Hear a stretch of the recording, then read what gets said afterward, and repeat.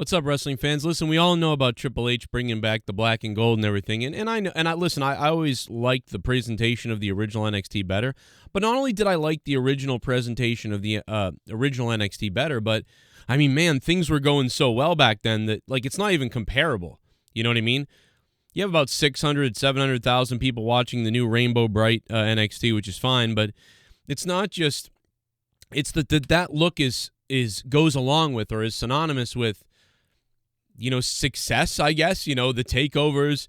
I mean, I don't remember at what point the takeovers started dwindling, but what I think I believe, if I could be wrong, let me know if I am, but out of 30 NXT takeovers, I think at least 20 of them were phenomenal, right? They might have had 5 that were like blah, that were pretty good. That was okay. And then they might have 5 that weren't really good. And most of those were the recent ones.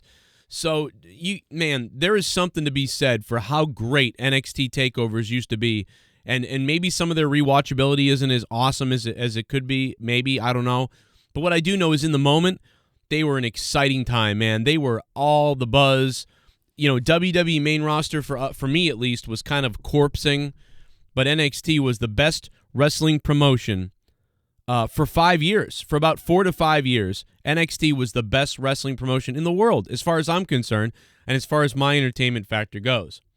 Now, AEW came around and changed all that. COVID really is what changed all that. And Vince McMahon, I believe, tampering with this stuff with Bruce Pritchard and whoever else did it, are the reason that, also Triple H having a health issue. So there's so many factors as to why, like, if Triple H never gets sick, if COVID never happens, you know what I mean? You can what if it to death, but the fact of the matter is NXT didn't die because of one thing. NXT didn't even die, and it's not dead. It just, it took a little bit of a hiccup here. But the point is that all of these things made the perfect storm to finally take this damn thing down a notch, right? Because NXT was on an ascension level. Like, this shit was ascending, and it was never stopping until 2020, really. AEW, COVID, Triple H's health, and creative powers making, attempting to make different decisions with the brand of NXT.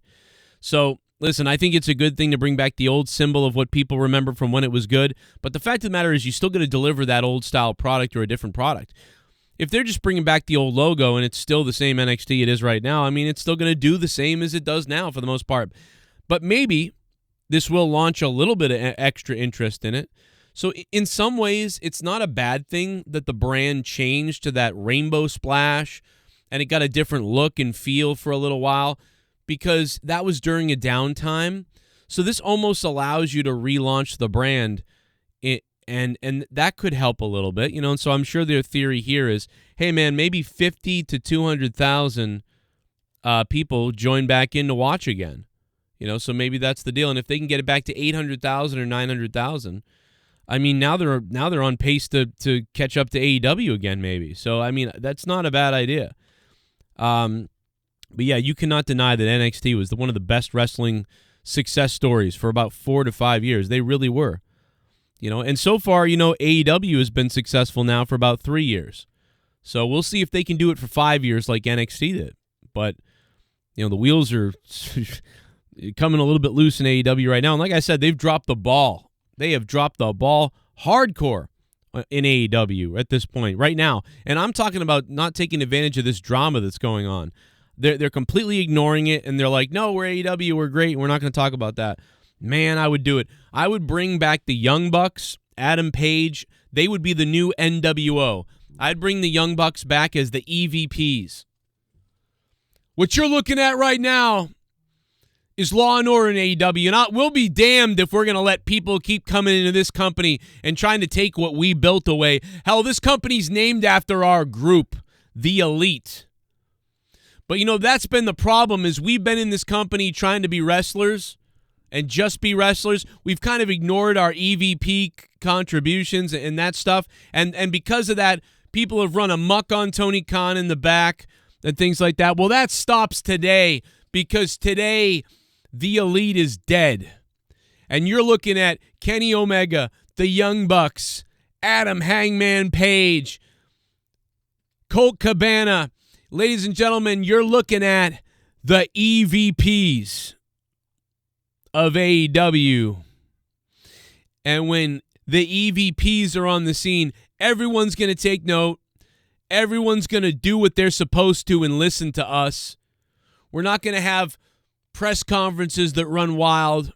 We're not going to have guys coming out here stealing our gimmicks.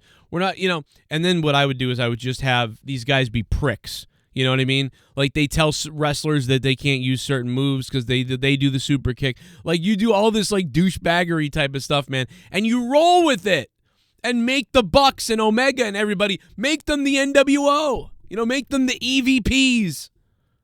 EVP Elite or something like that. The Elite EVPs. The EVPs.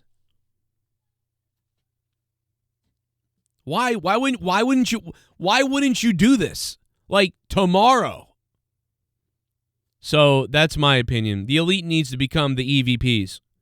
And they just, dude, and they should just use it.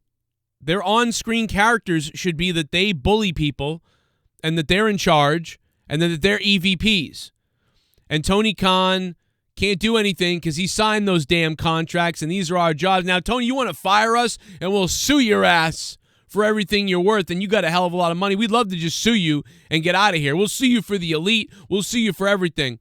And, that sort of thing. And just make them spoiled brat bitches because that's what people think they are, a lot of people. So now just make them that on TV. Hello? My name is Joe Cronin. I've got all the ideas that the wrestling companies don't want to do, but we'd make millions of dollars if I was in charge. Leave a comment down below, subscribe to the channel, and if you want, leave a super thanks, and I will pin that super thanks to the top of this channel. Shout out to DrewBar100 for dropping a bomb yesterday. D. Welsh, The Ghost, Soundwave 92, and Todd Fair, man, going off on the show the other day.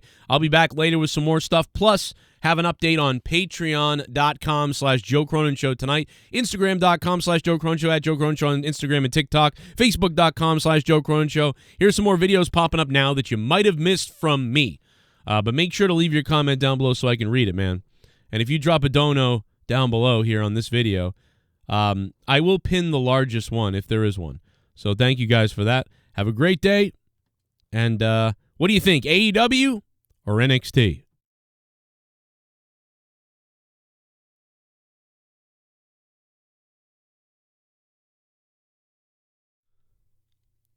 I'm still here!